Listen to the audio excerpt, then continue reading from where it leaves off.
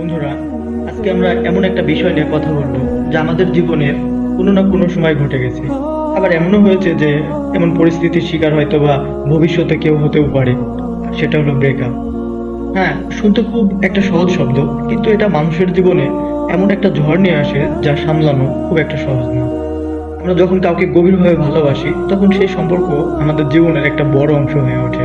কিন্তু যখন সেই সম্পর্ক শেষ হয়ে যায় তখন কি মনে হয়? মনে হয় জীবনটাই আমার শেষ হয়ে গেছে, জীবনটাই আমার থেমে গেছে, আমার দ্বারা আর কিচ্ছু হবে না, আমার আর সুখে থাকা হবে না, ইত্যাদি ইত্যাদি। কিন্তু আজ আমি আপনাদের এমন একটা নতুন গল্প বলবো। একটা ব্রেকআপ মানে শুধু একটা সম্পর্কের সমাপ্তি নয়, এটা যে আপনার জীবনে নতুন করে একটা শুরুর সুযোগ এনে দিবে, সেটা হয়তো আপনি আমার পুরো ভিডিওটা দেখলেই বুঝতে পারবেন। তাই বন্ধুরা, কথা না বলে আমি আপনাকে আমার বাস্তবতার অভিজ্ঞতা থেকে কিছু কথা বলবো, অবশ্যই ভালো লাগবে। যখন আমরা একটা ব্রেকআপের মধ্যে দিয়ে যাই তখন কেমন অনুভব করি? অনেকে বলেন তারা অনুভব করেন যে তাদের জীবনটার অর্থ হারিয়ে গেছে। আবার অনেকে মনে করেন যে এখন আমার নেশাতেই আমার সবকিছু সুখ। হ্যাঁ, এটা খুব স্বাভাবিক, কারণ মানুষ হিসেবে আমরা কিন্তু আবেগপ্রবণ। যখন আমরা কাউকে ভালোবাসি তখন তার সঙ্গে আমাদের কি করি, অনুভূতি, আশা, স্বপ্ন সবকিছু মিলিয়ে ফেলি। এমন আছে আমাদের আমাদের বন্ধুদের মধ্যে এমন আছে যারা আমরা ভবিষ্যতে আমরা কয়টা বাচ্চা নেব, বাচ্চার কি নাম হবে, সবকিছু কিন্তু আমরা ঠিক ঠিক করে ফেলি। তবে যখন তারা যখন চলে যায় তখন আমাদের এই স্বপ্নগুলো তাদের সাথে সাথে হারিয়ে যায়। মনে হয় এই কষ্টটা যেন আর কোনো দিন শেষ হবে না। আবার আমরা ভাবি, কেন এমন হলো, আমার কি দোষ ছিল, আমি কি এমন করলাম? আবার অনেক সময় আমাদের মধ্যে হতাশাও কাজ করে। মনে হয় আমি কি আর জীবনে সুখী হতে পারবো? কিন্তু বন্ধুরা, আমি আপনাদের একটা সত্যি কথা বলি, এই অনুভূতিগুলো প্রাকৃতিক, তো আসবে, এগুলো এড়ানোর চেষ্টা করবেন না। কারণ আপনি যখন আপনার অনুভূতিগুলো গ্রহণ করবেন তখনই সেগুলো আপনাকে শক্তিশালী করে তুলবে। আর তার জন্য আপনাকে কিন্তু তিনটা কাজ করতে হবে।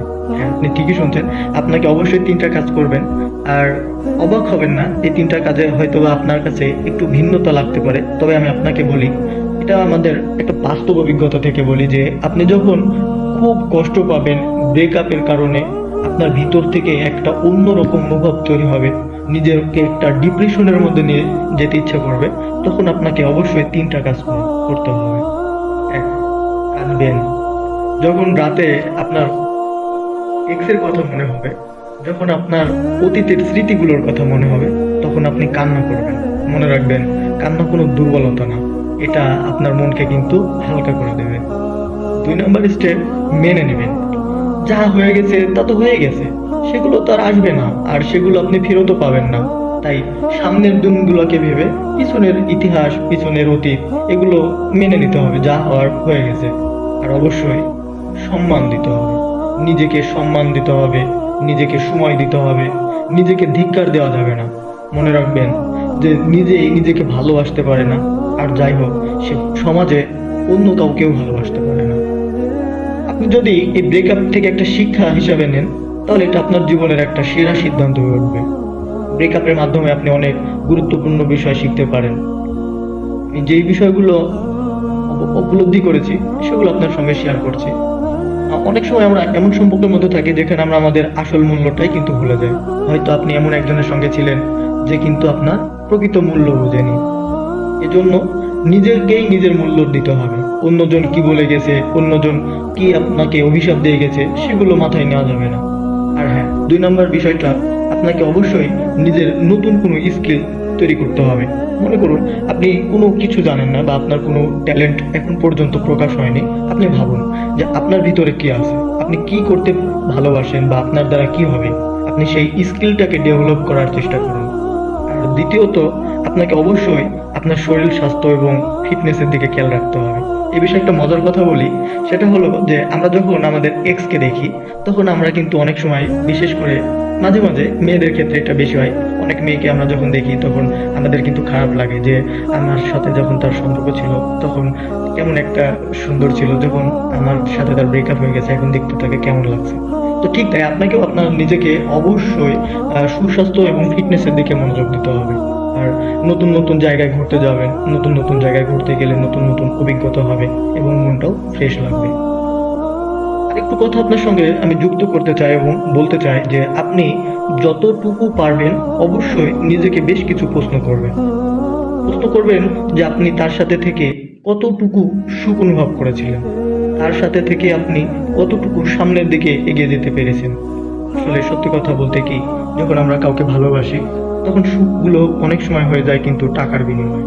আপনি যতটুকু টাকা খরচ করেছেন ঠিক ততটুকু সুখ পেয়েছেন। তাই ওগুলো শুধুমাত্র টাকার লেনদেনেই আপনি ধরে রাখবেন। আমি সবাইকে এক কাতারে দেখছি না, কিন্তু আমার কাছে যেটা সবচাইতে বেশি মনে হয় যে প্রেম ভালোবাসাগুলো অনেক সময় টাকার বিনিময়ে হয়। আমি আপনাকে অত্যন্ত অনুরোধ করে বলবো যে আপনি নিজেকে ভালোবাসুন। বন্ধু, এটা সবচেয়ে গুরুত্বপূর্ণ। আমরা অনেক সময় অন্যকে ভালোবাসতে গিয়ে নিজেদের ভালোবাসাই ভুলে যাই। কিন্তু আপনি যদি নিজেকে ভালোবাসতে না পারেন, তাহলে অন্য কেউ আপনাকে সত্যিকারের ভালোবাসতে পারবেন না। মনে রাখবেন, একটা দরজা বন্ধ হয়ে গেলে কিন্তু অন্য দরজা খুলে যায়। হয়তো এই সম্পর্ক শেষ না, হয়তো বা এই সম্পর্ক শেষ না হলে আপনি আরো সুন্দর কিছু করতে পারতেন না। আমরা অনেক সময় নিজেদের সমস্যাগুলো পৃথিবীর সবচেয়ে বড় সমস্যা মনে করি, কিন্তু জানেন কি, পৃথিবীতে অনেকেই আছেন যারা তাদের সম্পর্কর পর জীবনে কিন্তু অসাধারণ অনেক কিছু করে ফেলেছেন।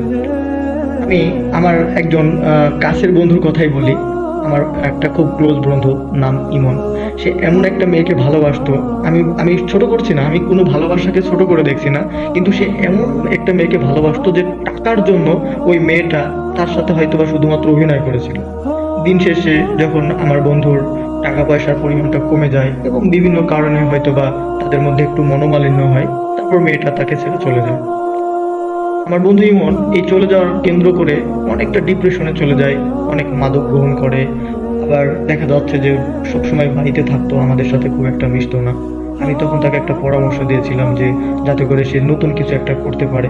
আমি তাকে পরামর্শ দিয়েছিলাম যে অনলাইনে সে যেন কোনো কাজ করে বা অনলাইনের ভিত্তিকভাবে যদি সে কোনো ইনকাম করে। আল্লাহর রহমতে সে এখন এমন একটা পর্যায়ে চলে গেছে যে তার কাছ থেকেই মানুষ অনেক সময় কাজ নিয়ে থাকে।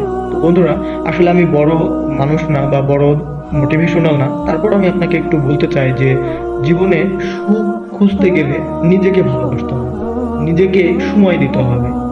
আপনার জীবনে যা কিছু হয়েছে তার জন্য কৃতজ্ঞতা জানাবেন। আপনি মনে করেন যে আমি যা পেয়েছি উপরওয়ালা আমাকে যা দিয়েছে আমার ভালোর জন্যই করেছে, যেটা চলে গেছে তাকে যেতে দিন।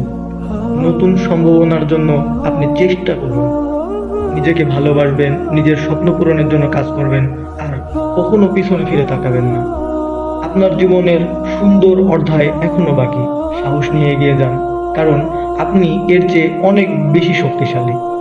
আমি মনে করি আগামী দিনগুলো আপনার অবশ্যই ভালো কাটবে, সুন্দর কাটবে।